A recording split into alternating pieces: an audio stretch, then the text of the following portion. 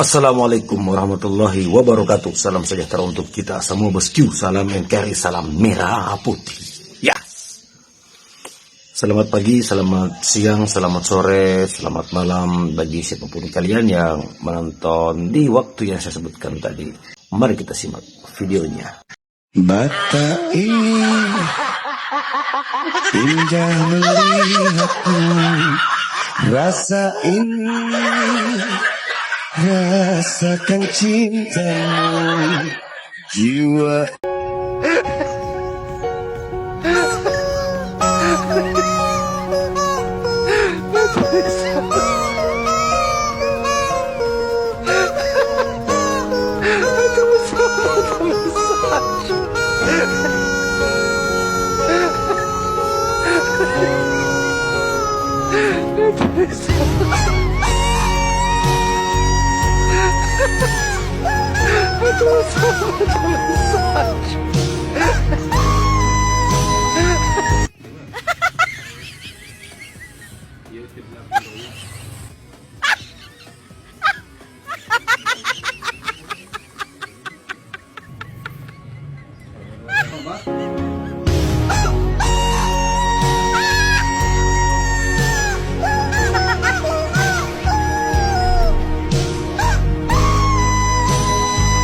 Rakyat yang sabar ya, udah mau lebaran bukannya beli baju baru, malah dikasih orde baru.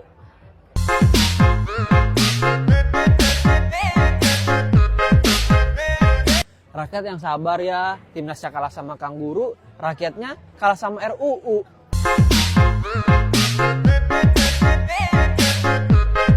Rakyat yang sabar ya, nyari kerja susah, sekalinya ada kerjaan harus dukung UU TNI, walau nggak ngerti.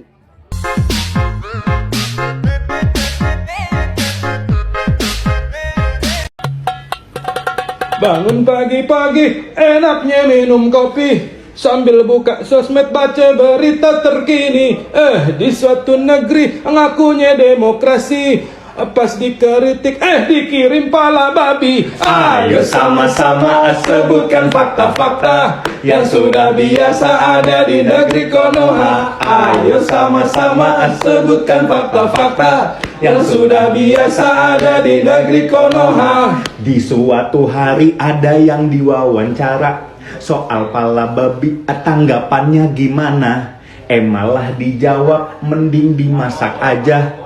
Itu bercanda apa hilang empatinya? Ayo sama-sama sebutkan fakta-fakta yang sudah biasa ada di negeri Konoha. Ayo sama-sama sebutkan fakta-fakta yang sudah biasa ada di negeri Konoha.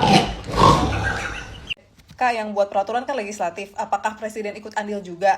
Ada nggak sih peranan presiden dalam pengesahan undang-undang kayak gini? Pertanyaan yang bagus banget. Untuk menjawab pertanyaan itu kita harus membuka konstitusi kita, Undang-Undang Dasar Negara Republik Indonesia tahun 1945. Kalian bisa lihat di pasal 5, presiden berhak mengajukan rancangan undang-undang kepada DPR. Jadi presiden itu punya hak untuk mengajukan RUU kepada DPR.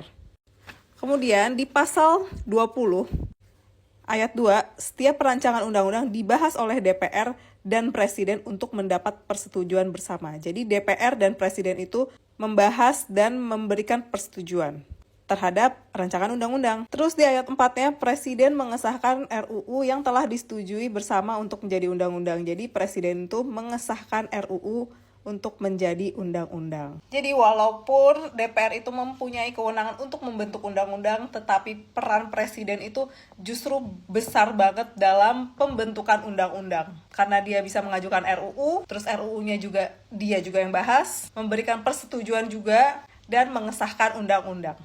Lalu kemudian didefinisikan salah satunya dengan program makan bergizi. Ya. Tapi tambahin gratis, nah itu yang salah. Karena nggak gratis sebenarnya. Wah, makan bergizi karena nggak gratis.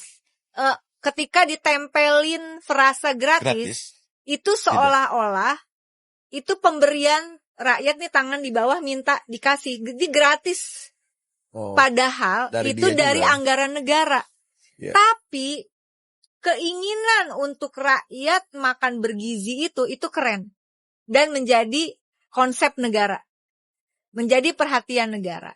Bergizi itu Karena dulu juga ini salah satu konsep yang ada di situ ya. Tapi kemudian ini juga kalau tadi ingat ada industri prioritas, industri farmasi dan obat-obatan tradisional. Dan kemudian tadi untuk pertama adalah industri pangan. Nah kemudian juga bagaimana pertaniannya digenjot segala macam. Presiden itu bicara. Tapi presiden bicara, ini saya sudah beberapa forum saya sampaikan. Bukan berarti langsung dijalankan. Bagaimana para pembantu presiden beserta jajaran birokrasi itu mendefinisikannya dalam keputusan-keputusan hukum yang bisa dipertanggungjawabkan. Kalau enggak, lu ngejebak presiden. Ciri khas negara yang gagal adalah tentara dan polisi yang gagal. Gak sia-sia kan ngebacot dan gak nyangka juga celoteh bocah kayak gue udah sampai ke DPR RI. Dan konten gue meskipun taruhannya nyawa, jadi tontonan mereka yang duduk-duduk manja di sana.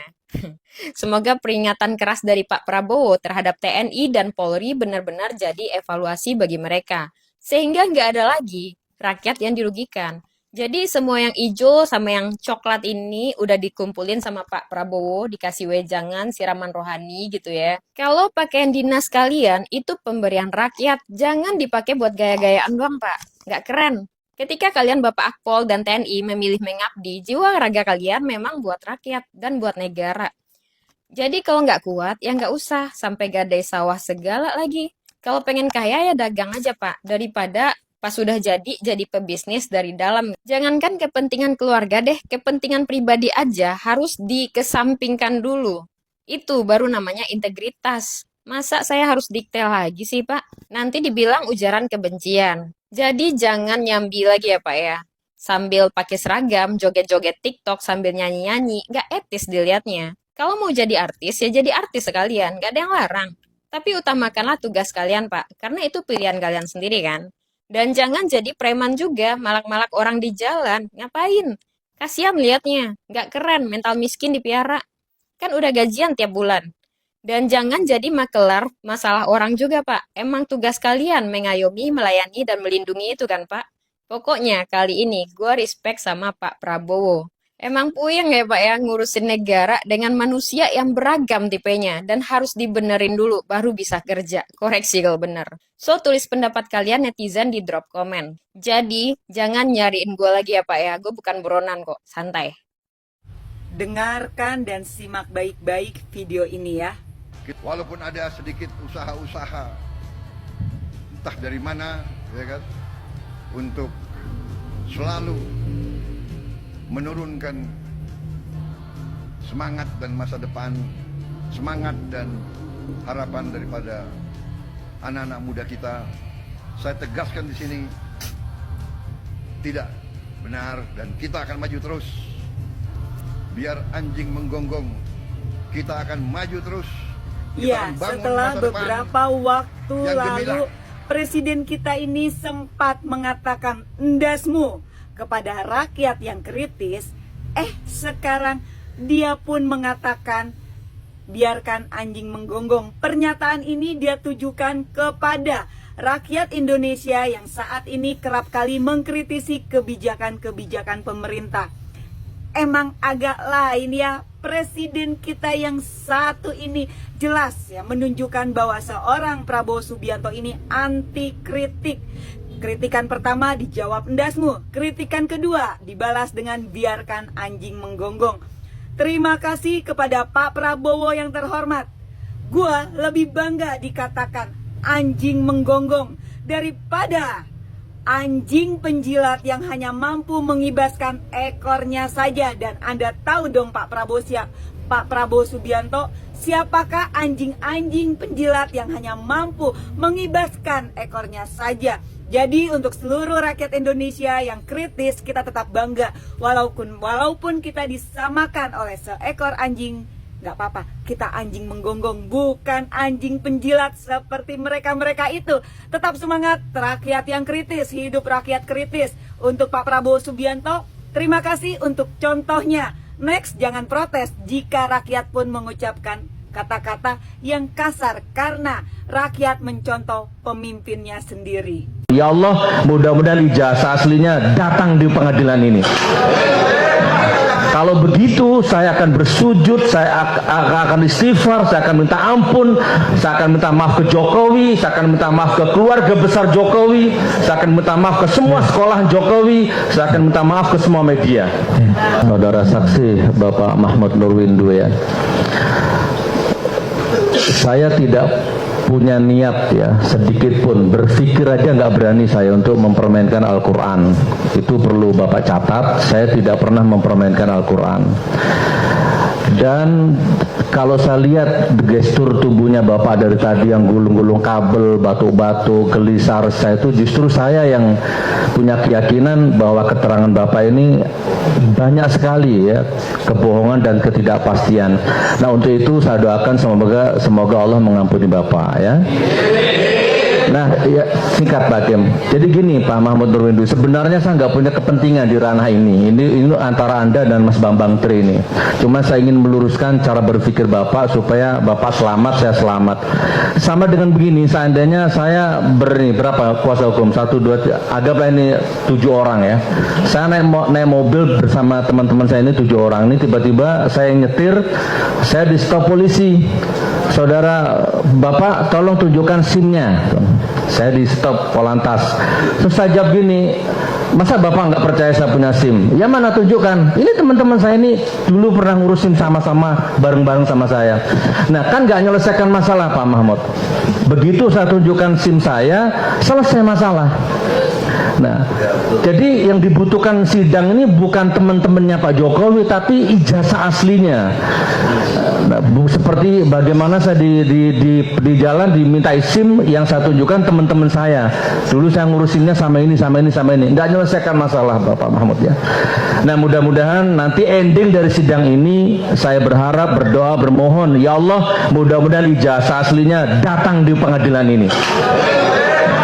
Kalau begitu, saya akan bersujud, saya akan istighfar, saya akan minta ampun, saya akan minta maaf ke Jokowi, saya akan minta maaf ke keluarga besar Jokowi, saya akan minta maaf ke semua sekolah Jokowi, saya akan minta maaf ke semua media. Dan saya siap dihukum apapun resikonya, kalau ada aslinya. Jadi terhadap keterangan saksi ini? Ya, jadi saya tolak, di samping memang saya nggak punya kepentingan di wilayah ini. Terima kasih Pak Kim. Sebut nama saudara tadi. Assalamualaikum warahmatullahi wabarakatuh.